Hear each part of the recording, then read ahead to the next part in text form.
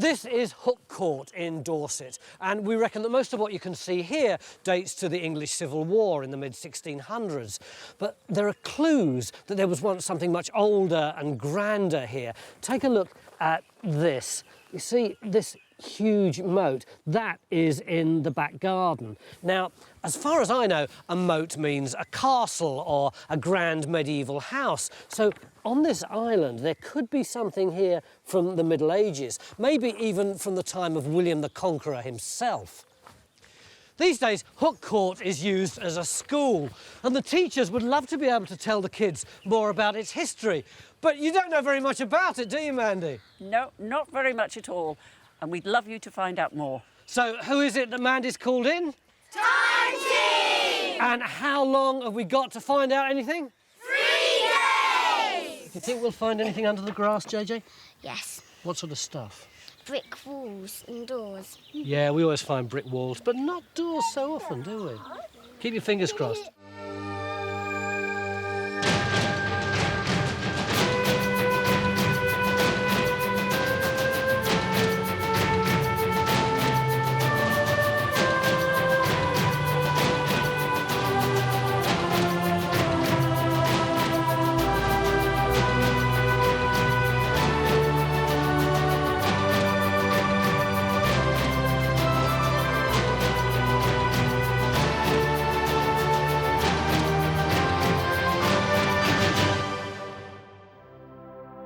The village of Hooke, or Le Hoc as it was known in medieval times, gets its name because it was once located in the hook or bend of the river.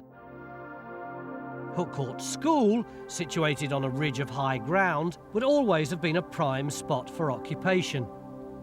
What's really neat about this place is that anything medieval is going to be inside the moat, which means we can limit our dig to this lawn area here.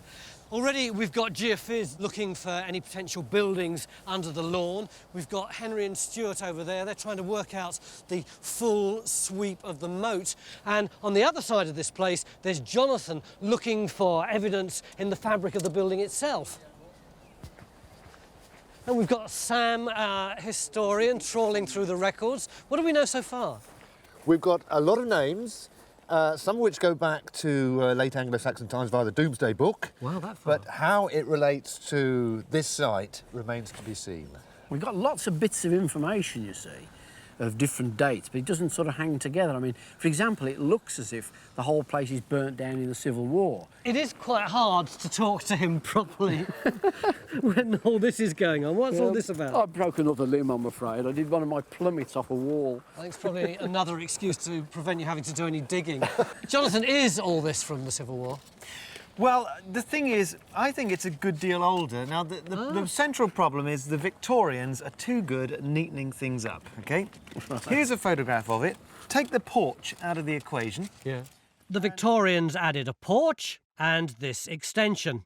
But the big news is that Jonathan reckons this house wasn't built after the Civil War. He can see traces of a medieval building. You've got a whole line of quoin stones. These are the cornerstones that tell you have an original external corner. Right.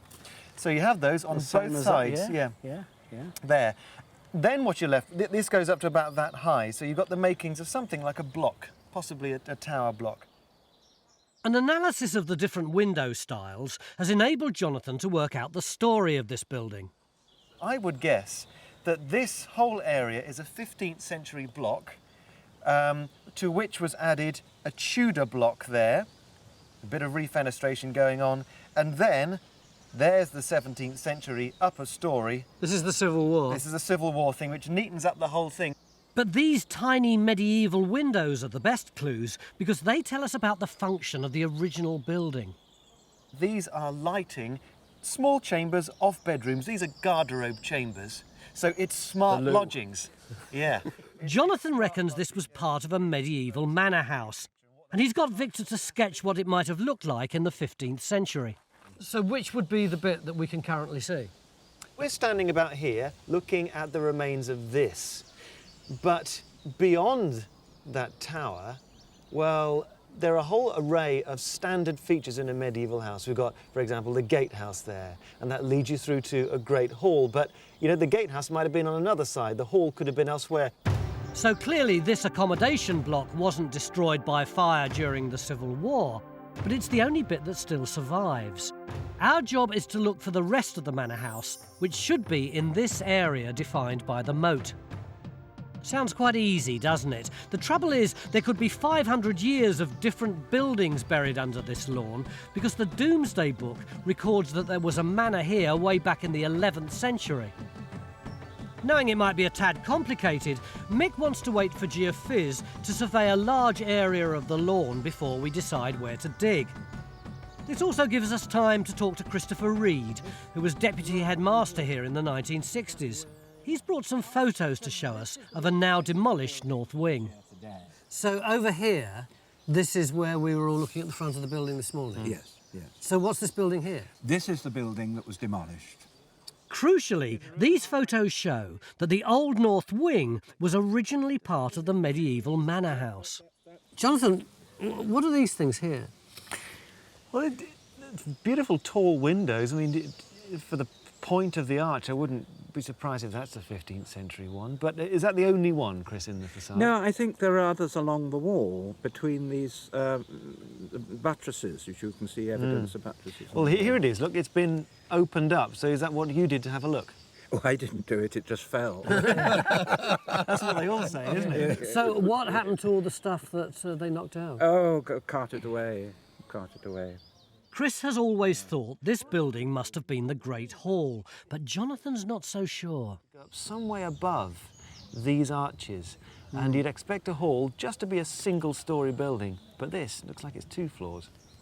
Tell you what, there wasn't only a medieval building that was lost, was it? Some of the art classes' finest works. Yes. I'll tell you who I know drew that. It's this bloke here. Although this block of modern classrooms has been built on the site of the old north wing, it looks like it doesn't occupy the entire footprint of the old building. So we're going to open up a couple of trenches here to see if any foundations still survive that can tell us a bit more about the medieval building that once stood here. But right now, the real excitement is in here. John, is this stuff as good as we thought it would be? Yeah, absolutely fantastic. Look, this is the resistance. You can see clearly the moat there, the building. So high resistance is in black. So look at these wall lines. It looks like we've got a whole range coming across on that line. And then whether these are walls within the courtyard or not, we don't know yet. Could be gardens, I suppose, couldn't they? But look at the GPR, the radar. This is absolutely fantastic. This is at the top and going more deeply into the ground. Again, the walls showing so clearly.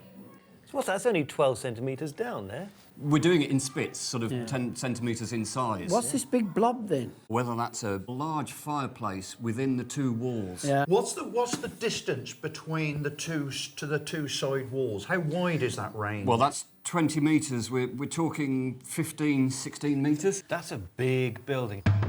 Well, as Phil will tell you, there's only one true way to find out what's buried under here, and that's by digging. So, taking care not to ruin the school lawn, another trench goes in to reveal the hidden history of Hooke Court. The legend is that there was a fire here in the Civil War, and clearly the kids are hoping we can find out more about it. Others, though, are just as excited to see so much surviving in the ground. Coming through there. Oh, there's so many. On a right angle. So many walls. And it's only a matter of seconds before Phil turns up the first find. Yeah, maybe 16, 17. There's the roof. Nice nail hole in there, look. And you're getting this, which is 16th, 17th, bit of bone as well. 16, 17. Something like that, yeah. That'd be a good candidate for when it's, being heavily destroyed. Yeah. There's no later stuff either. So well, that's good. That's good. Let's carry on, Ian, please. This is our house burning in the English Civil War, but this isn't Victor's work. This is Bridget, aged 7, and this one is Tom, aged 6. Do we have very many more details other than the fact that it just went up in loads of flames? We know there was a fire. The whole building might not have been destroyed, but there was certainly enough rubble to make it worthwhile paying a mason, and we have the account, this is the priceless information we've got, paying a mason 5 shillings to retrieve 1,500 weight of lead from the ruin.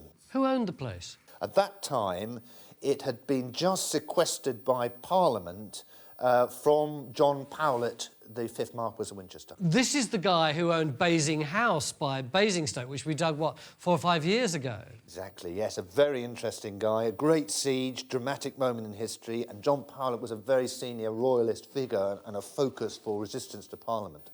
So was it burnt down to punish him, or was it already a barracks or something like that? It would not be in their interest to burn it to punish him because it was a profit that they'd acquired, sequestered it, but it may have been burnt while the war was still going on to deny its use to other royalist forces.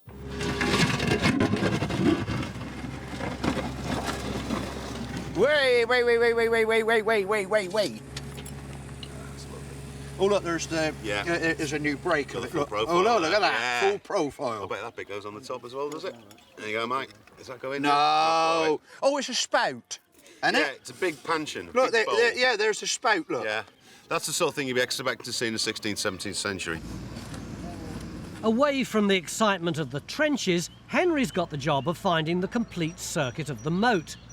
Helpfully, there's already proof that it continued around here along the back of the now demolished north wing. You're standing right on the corner. Oh, right here? Right on the corner of the moat. OK. Which went alongside, up against the building here. Oh, so where's that on there? Here's us on the photograph. This is the heating system built into the moat, and the steps are down here. So whereabouts are we stood now? You're stood about here. Oh, so we're right on the moat? You're right on the edge of the moat. OK. Yes. So we're not doing badly. We've got a 15th century living quarters here, and another 15th century building which we're digging the foundations of here, and now we know that the moat extended at least this far around it. Because our mystery building's 2 stories high, the thinking is that it's not the Great Hall. Jonathan reckons that's most likely where Phil's digging on this side of the lawn. But so far, all Phil's discovered is masses of Civil War period pottery. It's all the sort of stuff you'd expect to find in the kitchen. There's none of your posh tablewares here, it's all big mixing bowls, but we're getting things like glazed roof tiles, so, you know, nice posh roof. Bonus, we've got 16th or 17th century goblet. That is pretty, isn't it? It's a beautiful decoration around there, possibly Venetian. I don't know enough about these things to be certain, but that's a posh piece of glassware. That's not the sort of thing a peasant had been drinking out of, I'll tell you. But the stuff we're really after is turning up in our trenches in the schoolyard. Oh, look at that. Oh, that's great. Oh, that is lovely. It's a base. Yeah, it's medieval. It's this flinty stuff. The key to the early pottery around here seems to be flint and lots of it. Right. And this has got flint and lots of it. Right, what do we have to do now? Right, just... It's the first medieval pottery we've found, the first evidence of life here before the 15th century. And graphics have come up with a neat way to show the kids what it looked like. And then, I suppose, expression's good, isn't it? No, feel the weight. Feel the weight, Esmeralda, that's it. Feel, it's really heavy. Yeah. Is it out of the way, Neil? Oh, feel that weight in your muscles. Don't drop it. Oh, what is it that they're carrying that is so agonisingly heavy? It's lunch. It's a 12th, 13th century cooking pot. It's based on a bit we found outside. It's probably got sort of thing that would have been put on the fire. It even had bits of soot on the outside of it. Yeah. 1, 2, 3, go! Whoops. Out on the lawn, Matt's now opened up a second trench with some promising early results. I've got your wall, Jonathan. Good man. That's very definite, isn't it? Yep. Quite a nice, or a very strong edge across there. It's pretty sturdy. Tell you what I was looking for, Matt. Along there is the corner of that 15th century block. Yeah. Now, we don't know how far it extended this way. I was hoping that some way that you'd find some way of picking up the footings as they run down here. We have got the start of a cut going across there, but I mean, it might be a robbed out wall or something like that. So there's something there. Well, it might be, but you've got a wall, but it's the wrong one. It's the right one, it's just in the wrong place. Matt's wall is also very different to the one Phil's now unearthed in his trench. They're obviously not the same building. We're going to have to extend both trenches to see more of them. But what's clear to me now is that detecting the buried walls with geophys is one thing, but sorting out one phase of building from another is going to be a massive challenge over the next couple of days. But it hasn't been a bad start, and I want to use a bit of graphics magic to show Mandy what we have sorted out. Here is the house as it is now, and if you do away with the 19th century extension over there, and in addition to that, another 19th century thing, if we get rid of this porchway just there, it's gone. And then there's this 17th century top bit, just lose all of that. And then we've got two 16th century things here and here. Off they go. And then, apart from fiddling around with a few of these windows, what we've got left is the part of the building which is here now, which was here in the 15th century. That's fantastic. Not bad for one day, is it? No, not at all. It's amazing. Mind you, that's only one bit of the house. Let's hope we find more of it over there tomorrow. It's day 2 here at Hooke Court in Dorset and time to be digging up our lawn. We're looking for a forgotten medieval manor house, which we think is underneath the grass. Connie, that was superb. Thank you very much. We reckon that this here is a medieval moat. And this slope here, this is part of an island inside of which there ought to be a buried medieval manor house, except it's likely to be very complicated with lots of different phases in it. So the first thing that we need to do today is to pull all the archaeologists together to find out what strategy we need to adopt, because how many days have we got left? 2 days. Can't get the staff.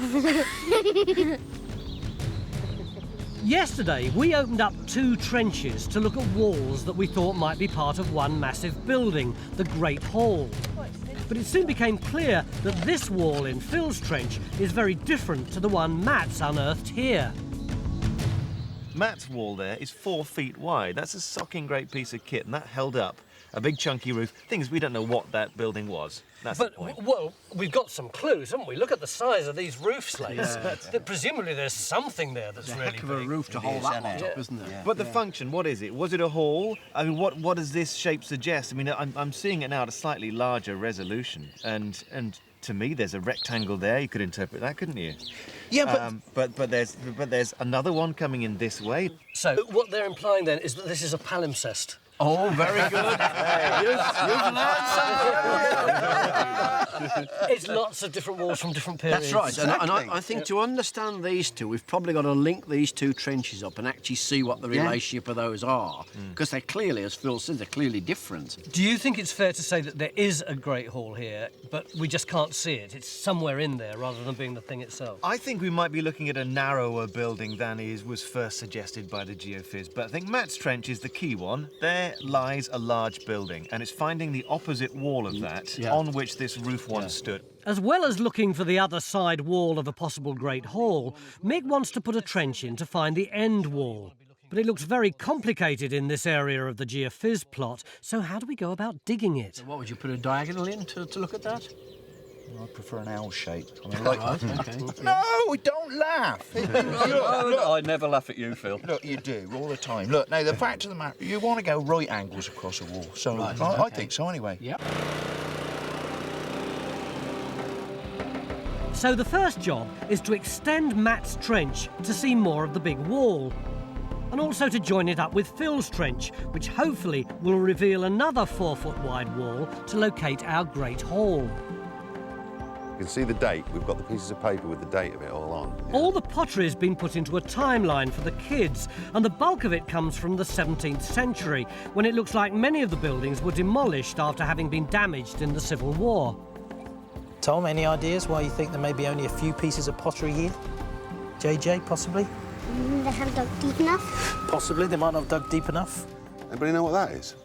Clay pipe. Yeah, that's right. Some of the tobacco pipes date to the 1640s, precisely the time of the Civil War, and the kids are fascinated by them. You could always tell the difference between a gentleman and a labourer, because these pipes originally had really, really long stems, some of them like 3 feet long. Now, gentlemen who didn't have to work for a living would keep their pipes long, so they'd smoke them with the full-length stem. Workers, because they had to keep their hands free to work, would snap the stem off near the bowl and crunch it in their teeth like this. That's when they'd be working. with a pipe like that. And you dig up skeletons, and you sometimes find a big notch worn into their teeth because they spent their whole life with a clay pipe clenched in their mouth and actually wore a groove into their teeth. Called pipe notches. Yeah. And joining up the trenches is revealing more finds by the minute. Can you still see the clapper in there? It's intact. It's an animal bell. You see them in paintings by people like Bruegel.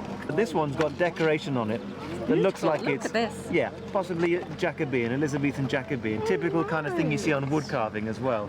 And there's a tiny shield. Do you see that there? So it's possibly a little stamp of the person that the animal belongs to. Possibly for a horse or something. Perfect condition.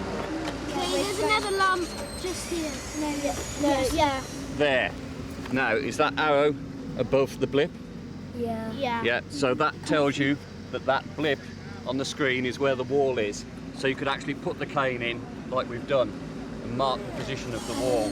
Although Geophys are detecting walls belonging to many different phases of building at Hooke Court, our basic aim is to work out the layout of the manor house, which may not have radically changed over the centuries.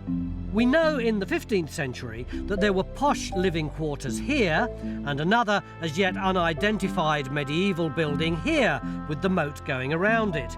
Yesterday, we opened up several small trenches in the school playground to find out more about that mystery building, and one of them has paid off.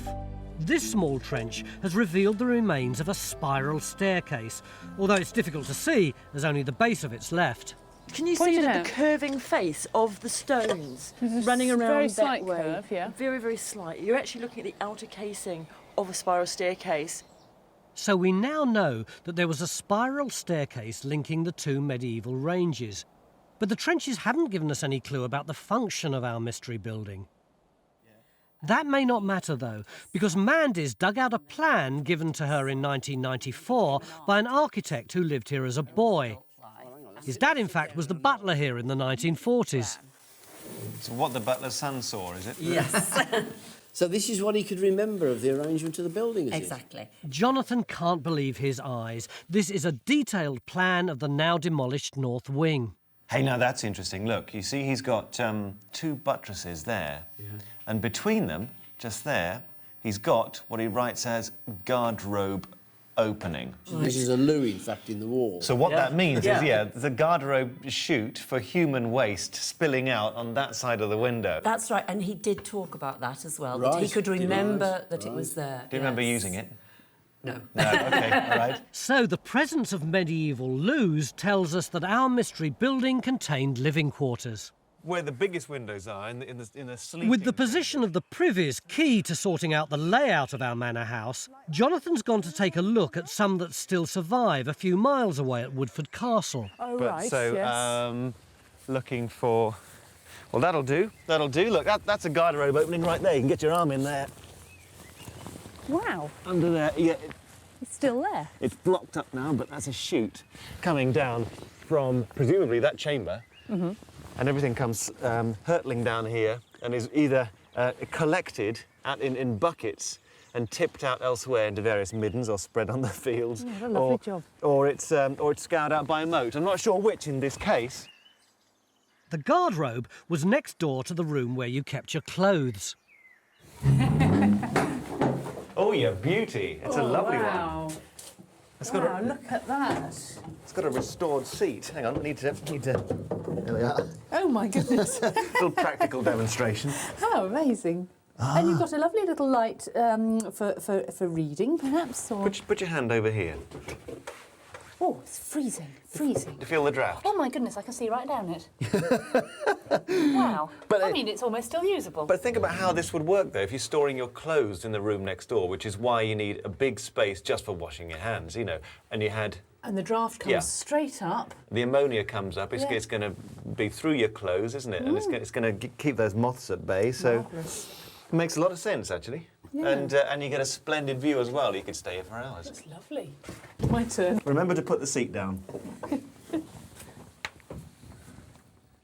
Yeah, you're right. Oh, gosh, it's drafty. It's terribly drafty. Back at Hooke Court, our historian Sam's trying to piece together the history of the owners of this manor house. He reckons it was Sir Humphrey Stafford who built the posh living quarters after his marriage in 1406. And with the help of this graphic featuring one of the teachers, the kids are reminded of how different life was back then. They're especially interested in Sir Humphrey's grandson, who was executed for not committing his troops during the War of the Roses in 1461. He was actually beheaded, had his head chopped off at Bridgewater, presumably while trying to get back to his safe enclave down here in Dorset. But it was so not there to must be a head somewhere, mustn't there? Meanwhile, out on the lawn, our joined-up trenches have turned up more walls, but have so far failed to find the Great Hall. We've got at least 3 separate phases. We've got the first one here, which is this stone bit there, and then across here, and another bit here. It's like a sort of little compressed H shape. That's the earliest. Then we've got this wall here, a little bit of it by where Phil is, and then that long bit there. Cutting through it, we've got this thing here, which is really odd because it's curved. And actually, we've got a 4th phase too, haven't we? Because we've got this early stuff at the bottom. That's right. That stuff there could actually be earlier than our stones. That could be a timber phase, 12th century. And it's all covered in material from the 17th century, when it's clear these buildings were demolished. Bridges Trench, in fact, may be turning up the first evidence of the Civil War fire. But what we're really after is finds like this. This is a very posh medieval floor tile. Now, I Can I hold it? Yeah, of course. Now, I don't know if you can see, there's like a pattern impressed in it as well. Yeah, we've got some curved lines, Yeah. straight lines. Yeah, well, I've kind of taken a rubbing of it with a pencil, just to give you an idea of what was going on. I don't know if you can make this so out. intricate, isn't it? You've got the geometric pattern coming around the outside, and then this sort of bit of knot work in the middle. If this isn't from a Great Hall or a chapel, I'll eat Phil's hat. This decorated tile dates to around 1500, part of a design that, when complete, would have looked something like this. What's just dawned on me is that our manor house probably included buildings both old and new. This is a coxcomb tile that would have adorned a roof built in the 14th century. It's the first evidence we have of the manor house at that date, and even better, it ties into the only document we have about the early buildings on this site. We've got a splendid document known as a licence to crenellate, issued by Edward III in 1344 to Robert Sivrawast, King's Yeoman, to crenellate his dwelling place at Hooke, Dorset. That's and brilliant. So that implies we've already got a structure here. We've got a King's Yeoman here who is given a licence to crenellate, that is to fortify his dwelling. With battlements. Battlements specifically, but also may imply a moat. The moat could have been created in the 14th century. The only dating evidence we have is a 14th to 15th century dagger that was found in the moat in the 1920s. Interestingly, it's a type of knife used by a knight to finish off a wounded opponent. Meanwhile, Jonathan reckons he's found a vital clue to the layout of the manor house. Having already pieced together a picture of the Old North Wing from the photos taken in the 1960s, he's now got his hands on a painting that reveals some important details about this side of the building.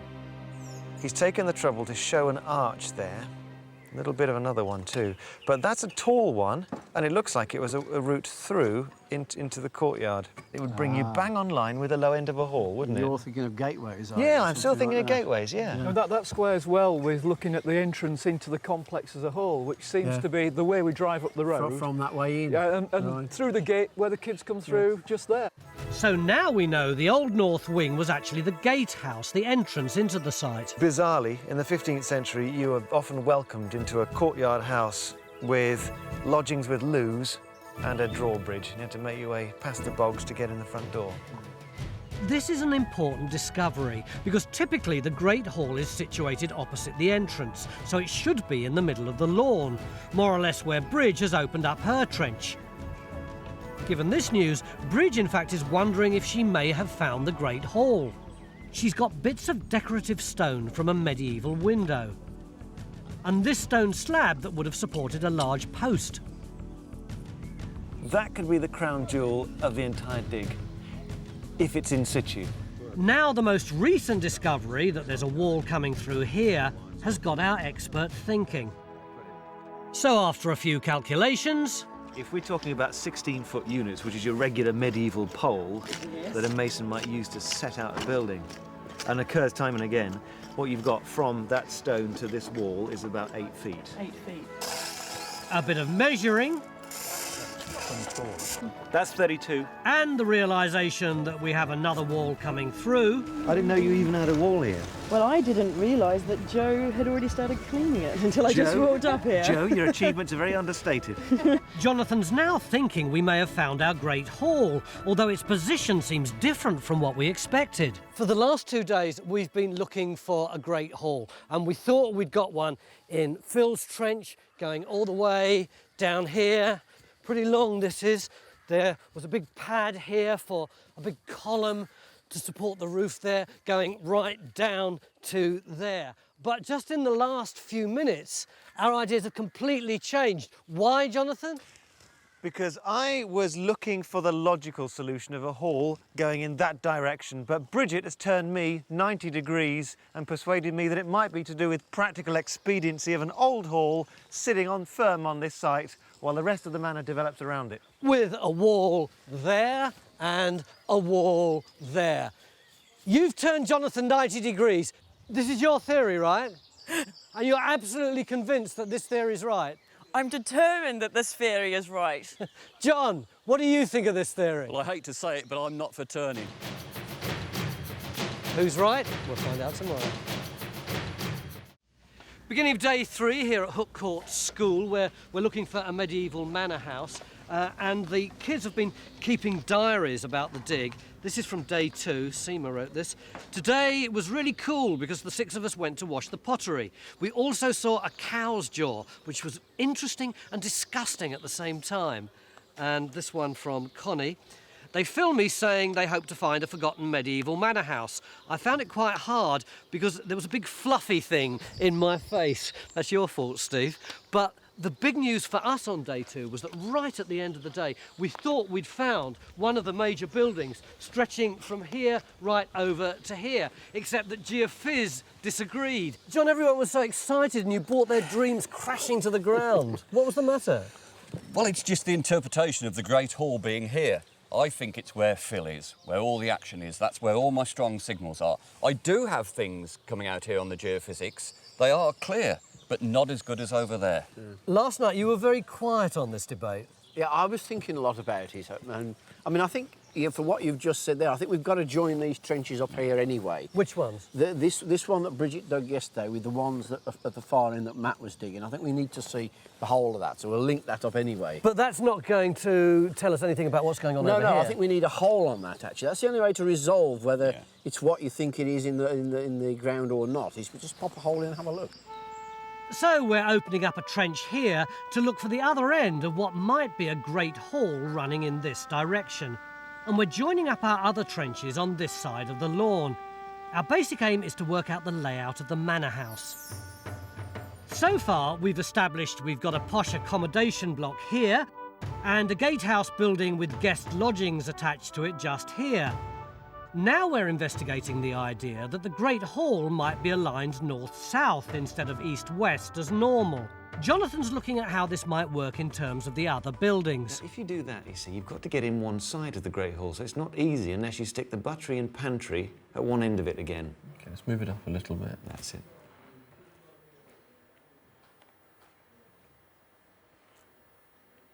Right, now you need the kitchen to be fairly close by to service the Great Hall, so where's that going to be? Well, Phil's site came up with the pottery, so if you stick the kitchen over there... So we're more in that corner? Yeah.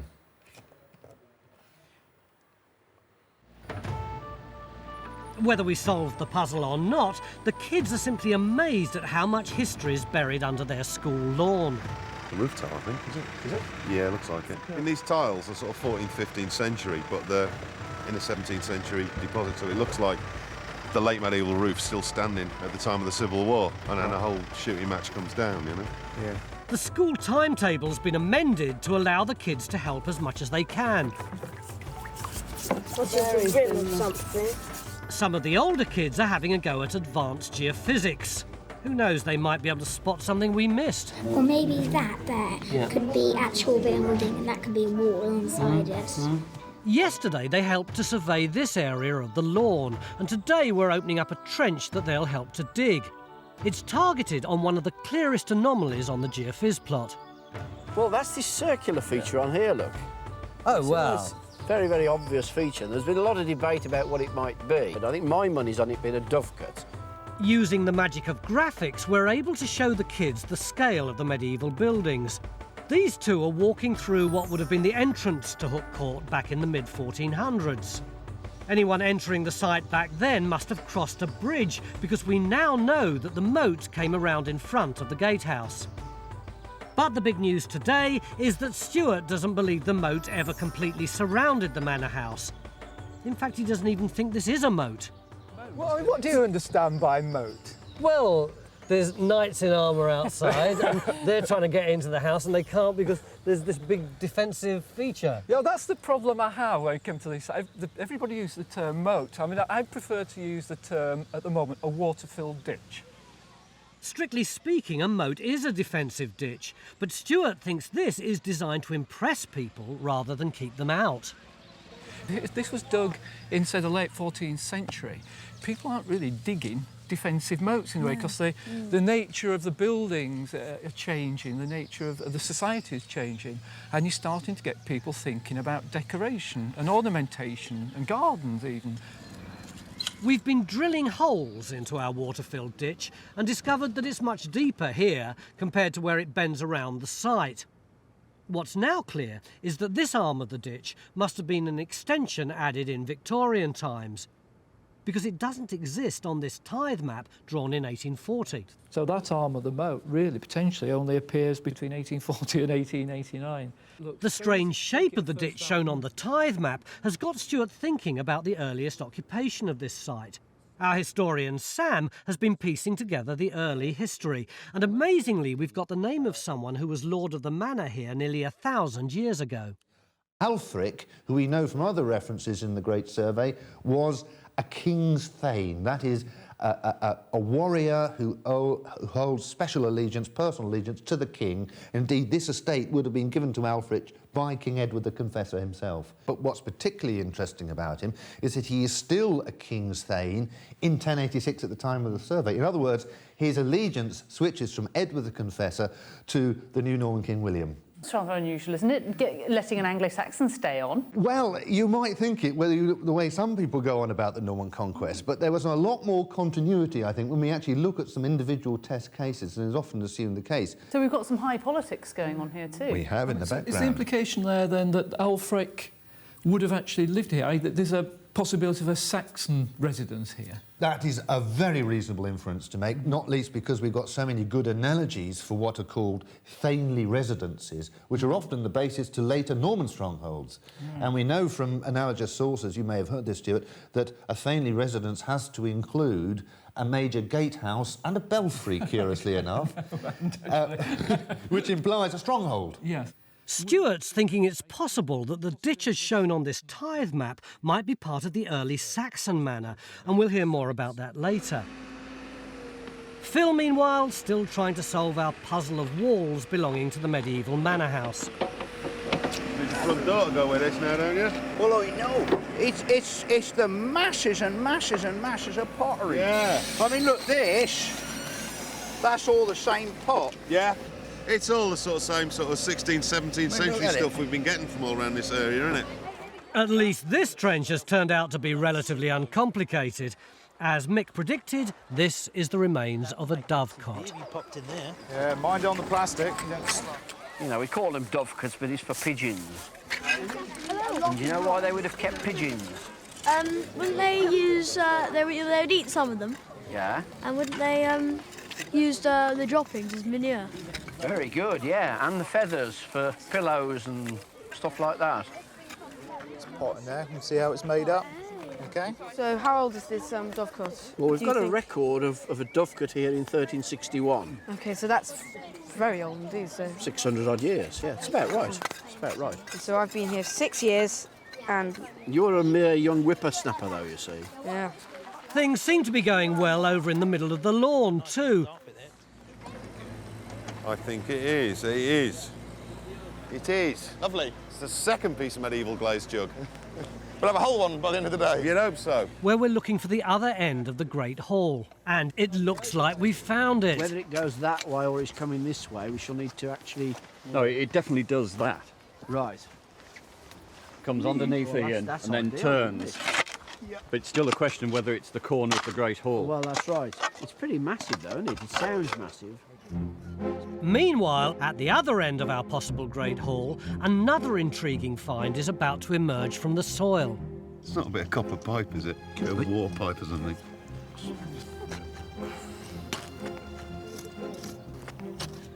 Ooh, ooh. Yep. It's a tap. It's a tap. Look at that.